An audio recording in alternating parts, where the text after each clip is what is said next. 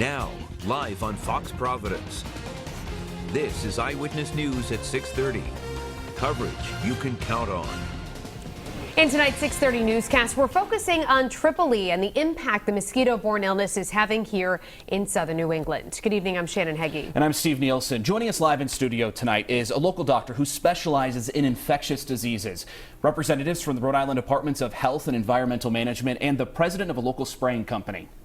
And plus, meteorologist Tony Petrarca talks about how the change in weather could help mitigate the mosquito issue, although that might not be anytime soon. We're going to get to all that in just a few minutes, but first we want to update you with the latest on this Tripoli situation, from how it started to where we are now. The summer mosquito season started quietly. When the calendar turned to July 1st, the Rhode Island DEM released the first mosquito report of the season. Of the 120 mosquitoes tested, none of them had diseases. On July 11th, the Massachusetts Department of Public Health revealed the first mosquito tested positive for West Nile virus in Boston. Then, July 17th, Tripoli was found for the first time in mosquitoes in Easton and New Bedford. A fairly routine start, as the Massachusetts Department of Public Health said at the time. This is a normal time of year for us to see this.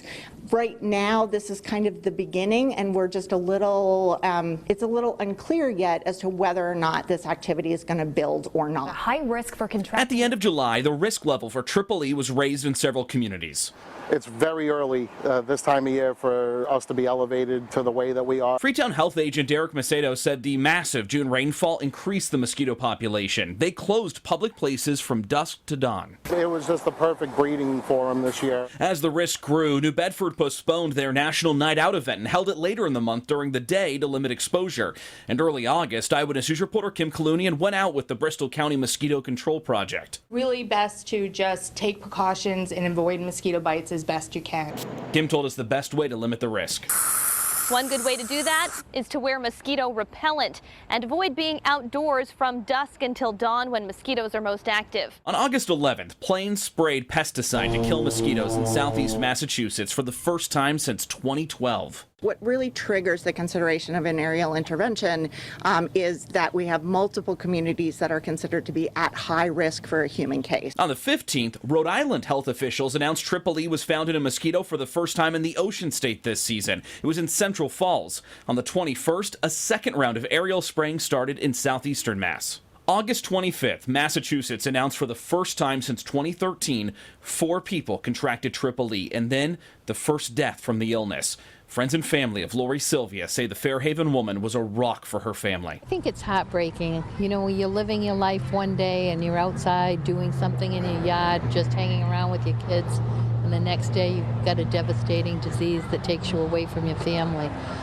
It's heartbreaking. On August 29th, Tripoli concerns spread in Rhode Island after a horse contracted it in Westerly. Then, on the 30th, Rhode Island announced a man in West Warwick had Tripoli. The person was hospitalized, is in critical condition. As students started going back to school, many districts in Rhode Island and Massachusetts announced they were ending their school activities before dusk. Everyone's on board with this. This is too serious not to discount.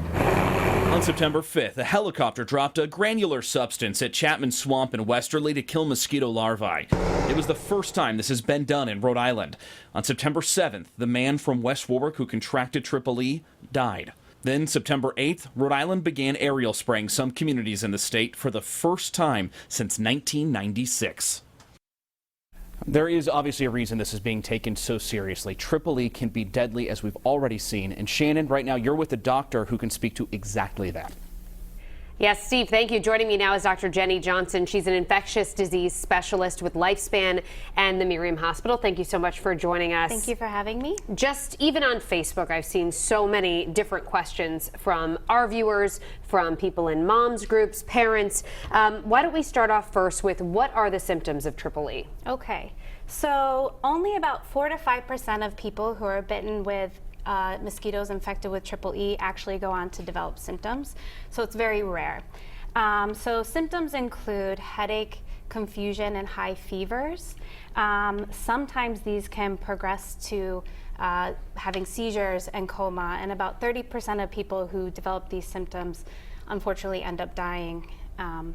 So they're kind of non-specific in the beginning, but rapidly progressive. Which is why I have to imagine it's really important to get these symptoms, excuse me, and this awareness out there, because these are symptoms that can be associated with so many different things. So what should a person do now that we're in this heightened alert if they feel any of these symptoms or know someone who does? So anyone who develops high fevers and confusion or kind of change in behavior should go to the emergency room. There are doctors and nurses at ERs, pediatrician's office, things like that. Are they on heightened alert for this right now? Whereas normally they might think of something else when they see symptoms like this, that they're being trained to see EEE instead?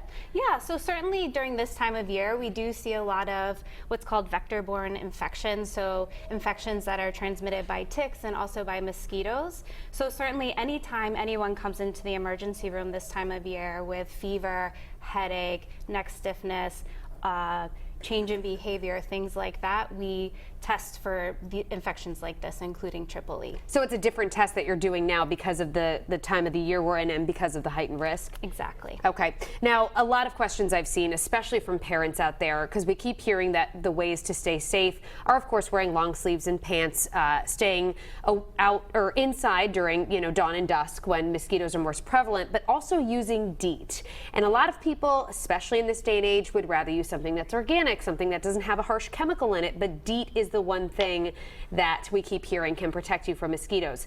Can that be used on babies? Can it be used on pregnant women? Is it safe? Yes, so that's a great question. So DEET is safe to use on babies that are 2 months and older. It's safe for use in pregnant and lactating women.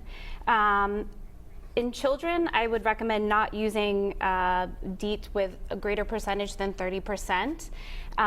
You can also use picaridin, which is safe, again, for use in infants that are 2 months and older.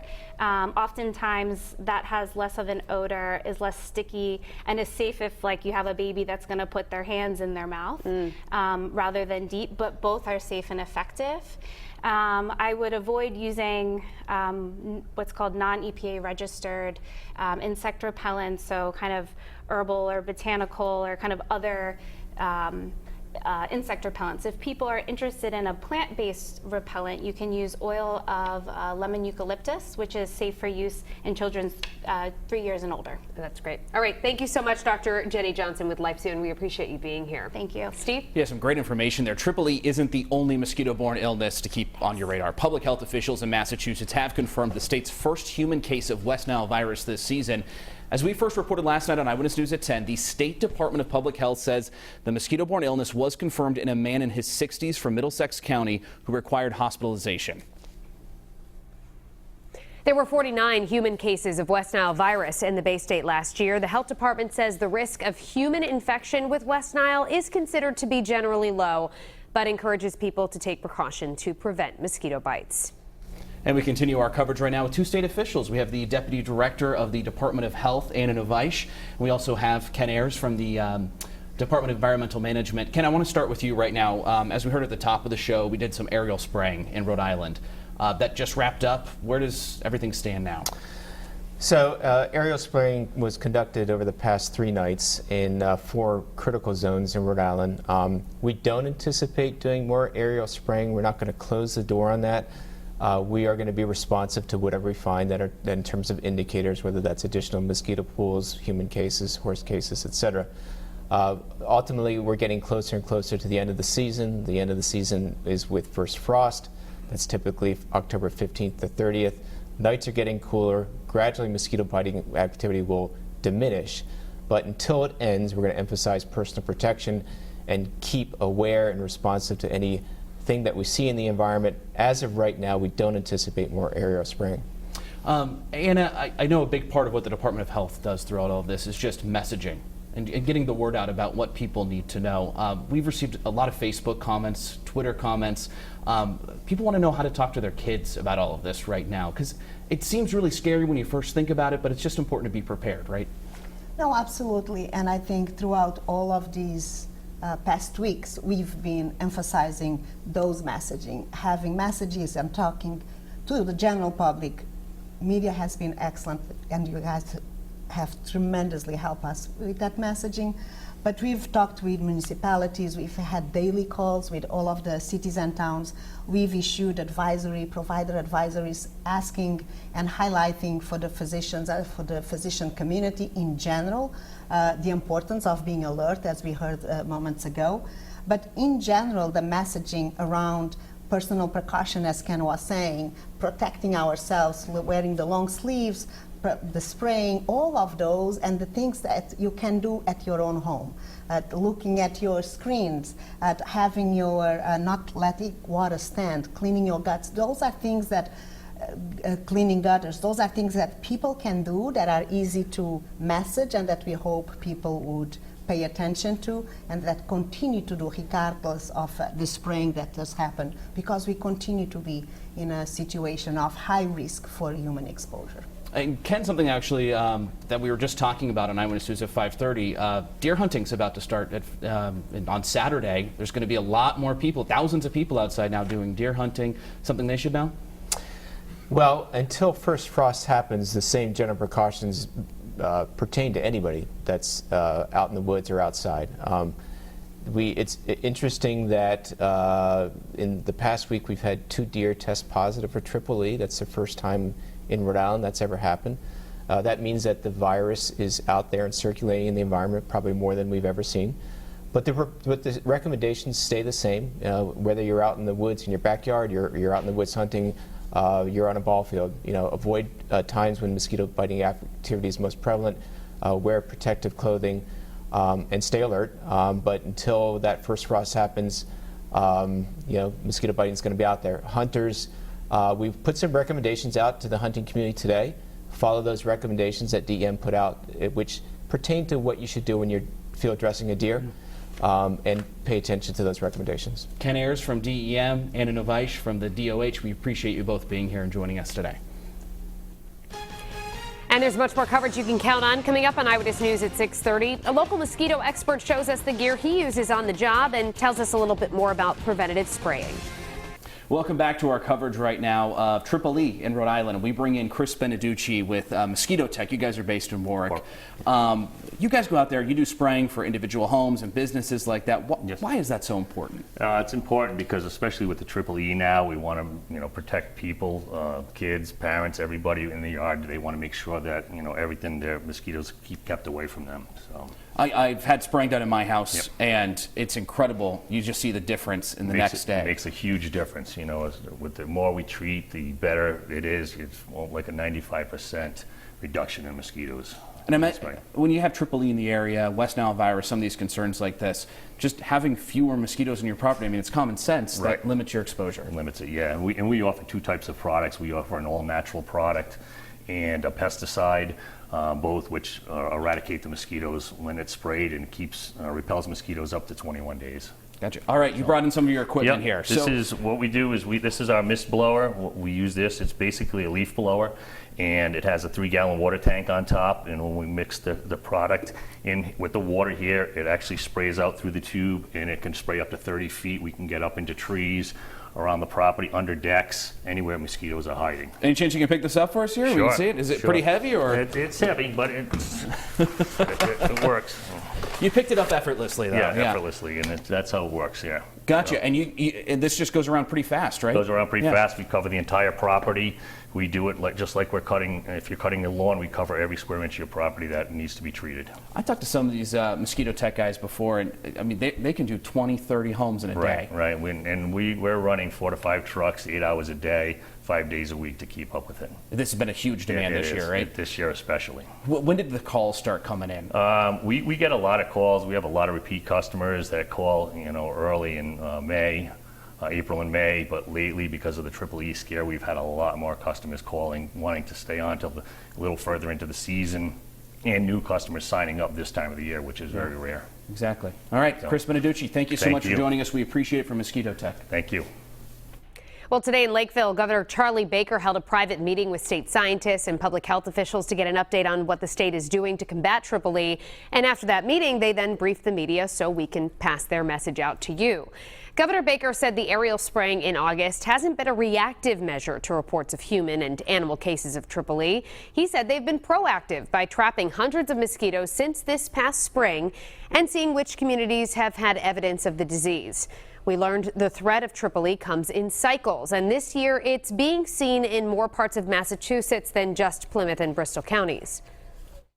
This starts with mosquitoes that don't bite people biting birds, and then those birds get bitten by mosquitoes that bite people and transmit the disease to those mosquitoes, which then turn around and bite us. As we start planning for this activity in the spring, we're going to need to start planning on a much broader geographic radius than the one we've planned on historically.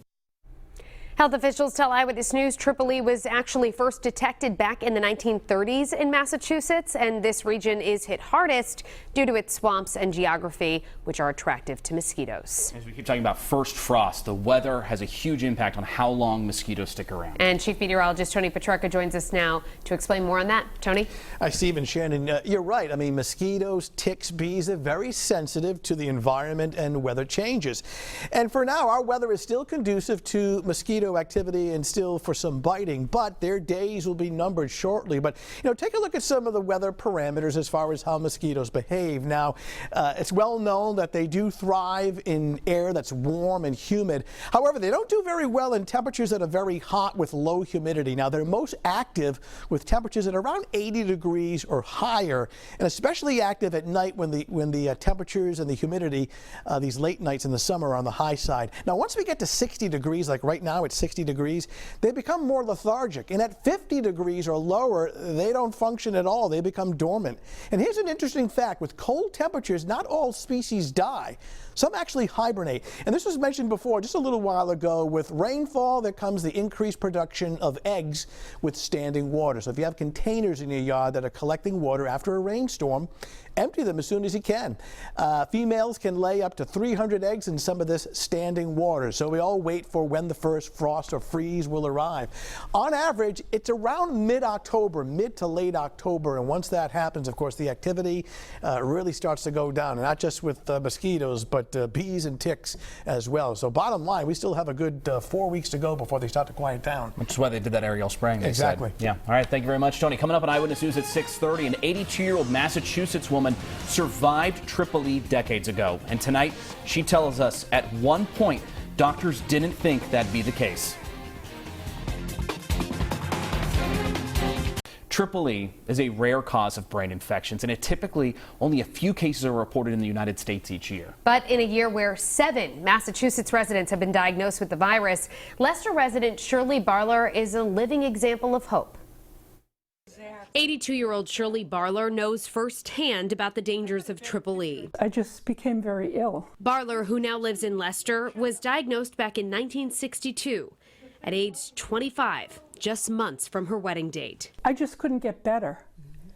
The fever wouldn't go away, nor with the headaches and the nausea. Her doctor ended up making a house call. And he took one look at me in the bed and he said she needs to go to the hospital. She ended up at St. Vincent's in Worcester. They just told my parents that they didn't know what to do with me. We just had to wait it out.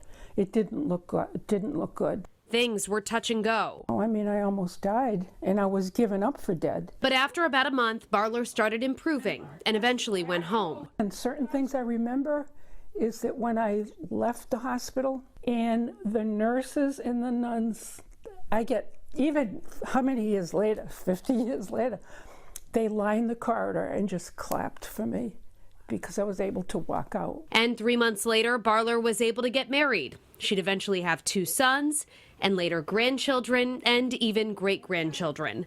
She now wants to spread her personal message of hope. I survived this thing. Let people know you can survive. Shirley says she still gets painful headaches, but says otherwise she has fully recovered. Now, unfortunately, one Framingham family's outcome wasn't so positive. Last month, we introduced you to Jean Becker. Her daughter, Jackie, contracted that virus years ago when she was just 6 years old. Jackie's never been the same since. Doctors had to put her in a medically induced coma for 5 weeks. And now at 42, Jackie needs daily one-on-one care. For her, the effects are huge. I mean, it's a brain injury. She can't tie her shoes, she can't brush her teeth, she can't brush her hair. I have to make sure the door on her bedroom is locked on the outside when she goes to bed at night because you don't want her walking out and falling down the stairs. And it's just the reality of Triple E few will come to realize because of the rarity of the disease, but one of the Becker family knows all too well. And as efforts continue to protect people from the threat of mosquito-borne illness, we're also seeing the impact on youth sports. Yeah, fall sports are underway. Several schools have opted to move game times up earlier in the day to avoid some of those peak mosquito times, dusk to dawn. Earlier today, the Smithfield EMA posted this message on social media saying all outdoor town athletic facilities will close at 6:30 or dusk, whichever comes first, for youth recreation leagues. The town adhering to the advice of the state health and environmental officials. And many of the Friday night football games are being bumped up as well. We'll, of course, bring you all the highlights of those games on the Friday Night Blitz. Okay, as far as the mosquito season and the weather, as mentioned, we still have about 4 weeks to go before the first either freeze or frost, and that usually averages mid-October. In the meantime, mosquitoes perhaps quiet tonight because the temperature really cooled down to 50 overnight early tomorrow morning. Sunshine on your Friday. Well, thank you so much for joining us for this special. We have all this information as well on our website, WPRI.com. Have a great night.